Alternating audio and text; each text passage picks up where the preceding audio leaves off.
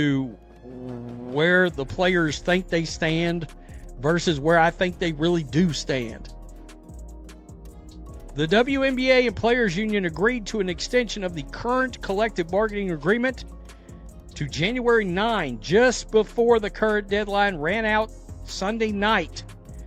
Just like the previous extension, both sides have the option to terminate the extension 48 hours advance notice. When people talk about negotiations in professional sports, most of the time they only see the surface, press releases, short quotes, and basic headlines. But what actually happens behind closed doors is usually far more complicated and far more intense, and that's exactly what is happening right now with the current situation around the Women's Professional Basketball League and its Players Union, because on the outside it looks like a simple extension agreement, but underneath it feels like a slow-burning power struggle that could reshape the entire league for years to come. And the first key detail is that both the league and the union recently agreed to extend their current labor agreement until early January, just before the previous deadline was about to expire. And while some people might see that as progress, others see it as a warning sign, because both sides also kept the right to cancel that extension with just 48 hours notice, and that kind of clause does not reflect calm, stable talks. It reflects tension, pressure, and the possibility that things could collapse quickly if either side feels disrespected or boxed in.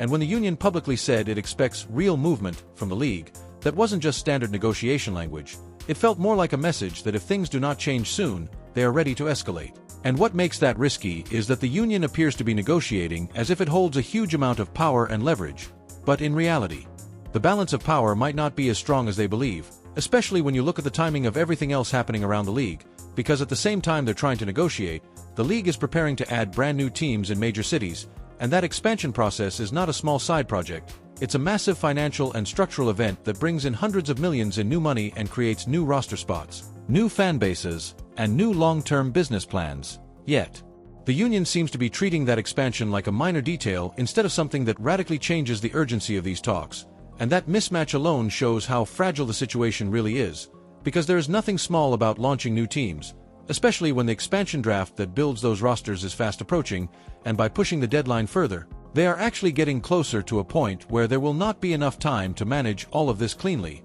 which is how chaos begins to creep into the picture. And the word chaos is not an exaggeration here, because this is not a normal situation where a few contracts expire and a handful of players move teams. This is a moment where almost the entire veteran core of the league is set to hit free agency at the same time, and that is unheard of in modern professional sports, because many players sign short one-year deals on purpose, believing that a new agreement would arrive quickly and bring major salary increases, and on paper that strategy made a lot of sense, but now that strategy has turned the league into a ticking time bomb, because if talks stall or collapse, nearly every roster can be torn apart almost overnight, and you don't need a full season to see the damage. It could happen in days. Teams that took years to rebuild could lose their identity, small market clubs could be stripped of their core stars, and the entire competitive balance of the league could flip upside down before fans even have time to process what is happening. And what makes this even more dramatic is that the league itself might not be entirely afraid of that outcome, because while instability is risky, it is also incredibly good for attention,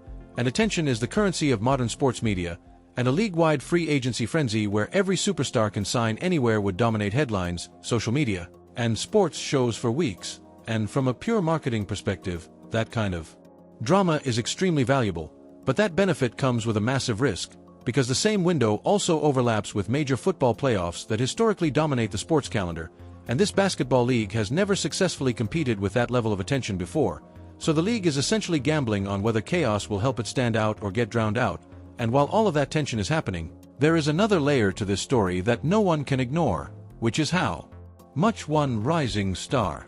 changed the financial landscape of the sport in a single season, because last season showed something that could not be denied anymore. The league's popularity exploded, arenas filled up, viewership numbers jumped to record highs, and corporate sponsors suddenly treated the league far more seriously. And that explosion did not happen in a vacuum. It happened because a new kind of star power arrived and pulled casual fans into the sport in a way that had never been seen before. And while many people in power avoid saying it directly, the reality is that those changes fundamentally altered the negotiating environment, because the players now expect to be paid according to this larger, more visible version of the league, even if that version might still be fragile and in transition. And that's where the real friction lies, because the players want their salaries tied directly to the growth they helped create, while the league's owners are looking at operational costs, long-term stability and risk, and those two perspectives do not naturally align. And that's why things like revenue sharing have become such a heated topic, because revenue sharing sounds simple to fans, but it is incredibly complex in practice, since it depends on what counts as revenue,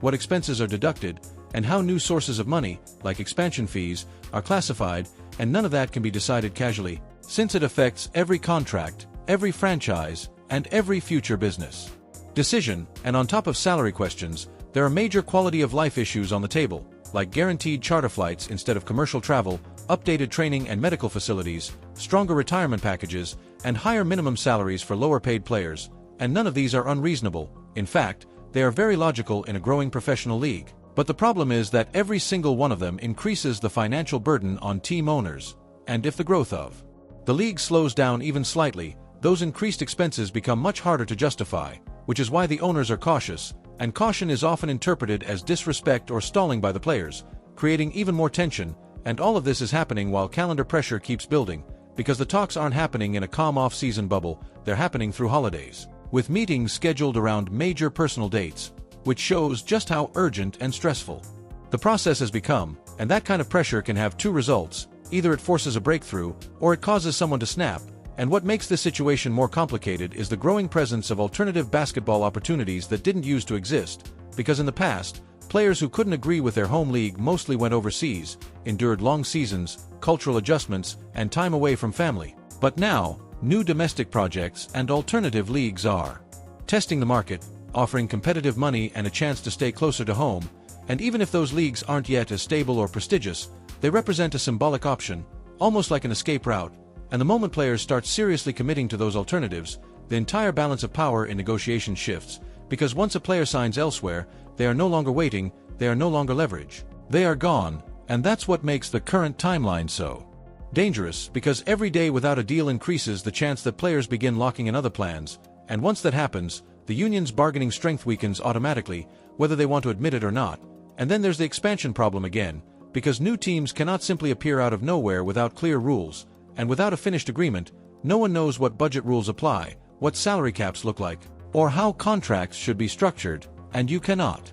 build a professional franchise in that kind of fog. So either the negotiations finish fast, or expansion is delayed, and if expansion is delayed, massive incoming money also gets delayed, which then undermines the financial foundation of the very negotiations people are trying to finalize, creating a strange loop where every delay makes every other decision more unstable. And the most extreme version of this crisis is full-scale free agency without a framework, because if nearly every major player becomes available at once with no clear rules, teams will be unable to plan, agents will push aggressively, and the league will lose control of its own structure, which might create short-term entertainment but long-term damage. And strangely enough, the league might be less afraid of that scenario than people think, because chaos sells, drama brings eyes, and attention fuels growth. But there is a big difference between controlled drama and structural breakdown, and walking that line is extremely dangerous for any organization. And at the heart of all of this is the reality that the league is no longer what it was just a few years ago. It is bigger, louder, more visible, and more valuable, but it is also under more pressure and more scrutiny than ever before, and that creates a situation where both sides feel justified in their demands. The players feel they deserve a real stake in the success they helped create, and the owners feel they are the ones absorbing the risk and investing the capital to keep everything afloat. And because the basketball league operates in close connection with a much larger men's league, the dynamics of ownership and authority further complicate things, since many of the same people involved in the more profitable league are also involved here, and that changes their tolerance for risk and their long-term vision. And while history shows that labor agreements can be delayed and still resolved, the current environment is nothing like it was in the past, and using old timelines as a guide would be irresponsible, because the financial scale, media landscape, and cultural relevance are completely different now, and that's why this moment feels heavier, more fragile, and more decisive than any similar moment before, because no one really knows what